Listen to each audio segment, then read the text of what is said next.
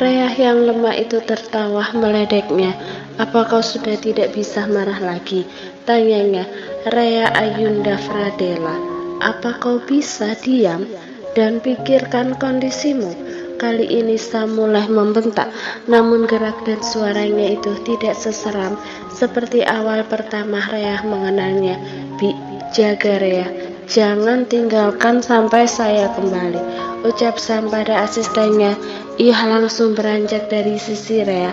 Baik tuan, ucap Bi Ika, jangan lupa obatnya, pesan Sam lagi.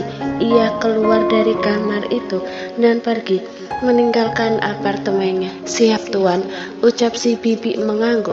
Rea menghela nafasnya.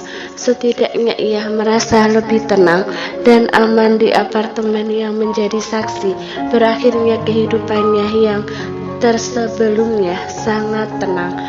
Mbak Rea, sapa si Bibi. Rea menatapnya. Bi, sudah berapa lama bekerja dengan keluarga Winston? Tanya Rea. Sudah lama mbak, sejak tuan Sam masih kecil, jawabnya. Kenapa Bibi bisa sanggup bekerja dengan keluarga ini selama itu dan masih waras? Tanya Rea getir. Si Bibi terdiam. Ia ikut kasihan melihat wanita yang kini terbaring lemah di hadapannya. Ia pun sedikit banyak tahu apa yang sedang dialami wanita itu karena selalu mendengar percakapan keluarga Winston. Sebelumnya Bibi turut berduka cita atas meninggalnya ayah Mbak Rea, ucapnya. Rea menoleh dengan mata sayu ke arah si Bibi. Pertanyaannya itu pun dengan cepat digenangi oleh air mata di pelupuknya. Maaf Mbak Rea, sedikit banyak saya mendengar masalah keluarga Winston akhir-akhir ini, dan sewaktu di toilet di dekat dapur, sewaktu acara makan malam pertemuan keluarga itu, Mbak juga pasti mendengar percakapan Tuan dan Nyonya Winston, kan? Tanya si Bibi. Rea terdiam. Ia kembali menatap hampa pada langit-langit kamar. Kita sarapan dulu ya mbak, ucap Ika. Ia pun bersiap menyuapi Rea dengan bubur yang baru saja dibuatnya. Seketika ia menghilang ke dapur untuk membawakannya karena masih penasaran dan juga prihatin saat menyuapi Rea. Ika kembali bertanya pada Rea, jadi Mbak Rea melakukan semuanya, menikah dengan Tuan Sam dengan terpaksa? Tanyanya lagi. Rea menghela nafas. Bibi juga sangat menyayangkan hal itu. Pada Tuan Sam aslinya gak sejahat itu mbak, lanjut si Bibi. Seketika Rea terkekeh getir dan air matanya pun jatuh mendengar ucapan asisten itu. Di dalam pikirannya, tentu saja asisten itu membela tuannya yang memberikannya gaji, ditambah keterikatannya bekerja dengan keluarga itu sudah sangat lama. Rea masih tertawa getir. Bibi nggak tahu apa yang sudah aku alami hanya untuk menuntut pelaku yang menabrak ayahku sampai akhirnya mati, lirihnya. Ia sama sekali tidak menatap Ika. Matanya itu lebih memilih melamun dan menatap kosong ke langit-langit kamar. Sesekali berkedip karena air mata yang terus berdesakan ingin jatuh dari pelupuknya. Sementara itu Sam yang pergi langsung mencari Alvan saat itu juga ke rumah sakit. Ia ingin temannya itu mencari perawat yang bisa menjaga Rea sampai sembuh. Ia pun langsung mencari Alvan di ruangannya. Setelah bertanya kepada salah satu suster yang biasa selalu bersama Alvan, masih pagi, lu sudah di sini. Kenapa? Siapa yang mau melahirkan? Tanya Alvan terkekeh, memberi reaksi pada Sam yang datang dengan terburu-buru untuk menemuinya. Jangan banyak omong lu.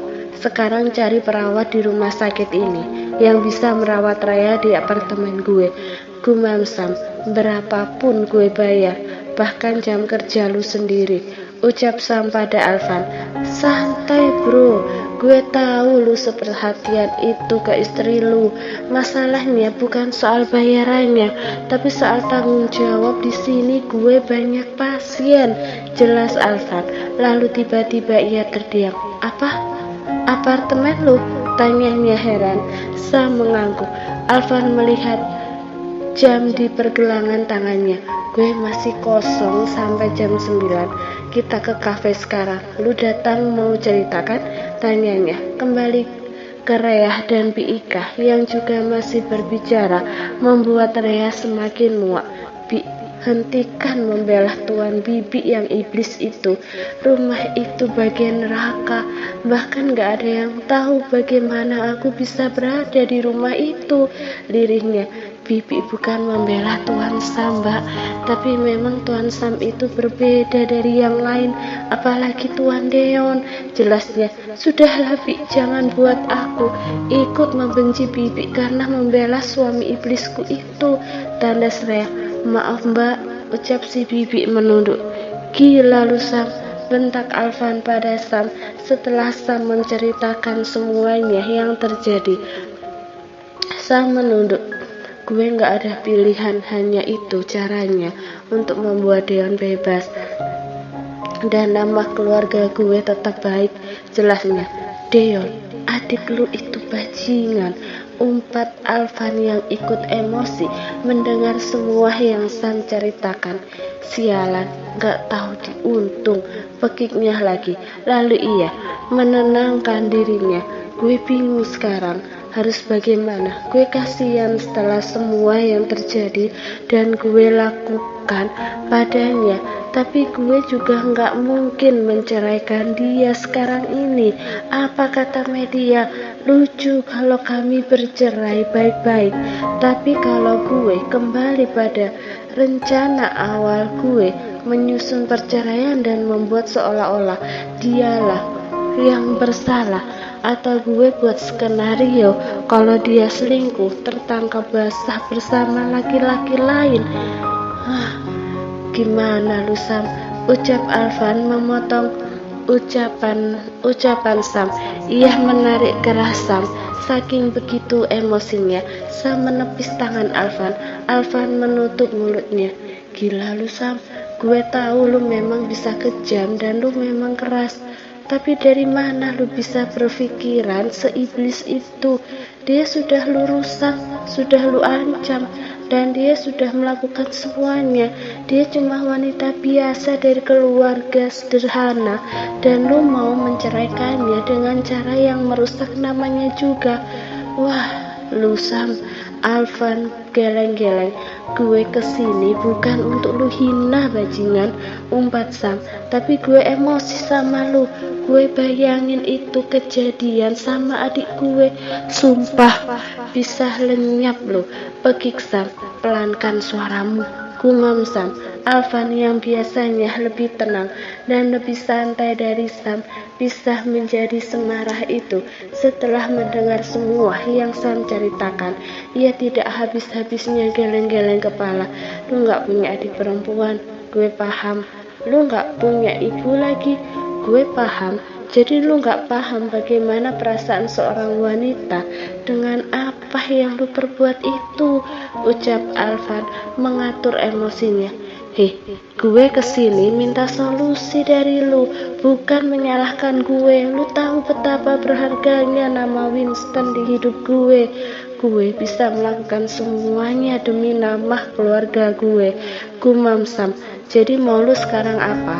Tanya Alvan. Gue mau mengakhiri semuanya secepatnya tanpa membuat namanya rusak seperti rencana gue di awal, jelas Sam. Alvan mengembuskan nafas. Ia menatap Sam serius. Jadi lu gak ada perasaan sama dia? Tanya Alvan. Sam menggeleng. Gue akan menikah dengan Wilona, jawabnya. Wilona lagi.